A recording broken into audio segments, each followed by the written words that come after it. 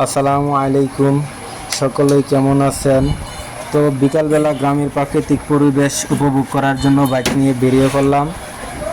তো ক্যামেরাতে মোটামুটিভাবে চার্জ কম, তো হয়তো বেশি দূর যাইতে পারবো না, দেখাইতে পারবো না। তো সাথেই থাকেন, যেটুক দেখানো সম্ভব ওইটুকু দেখাবো ইনশাল্লাহ।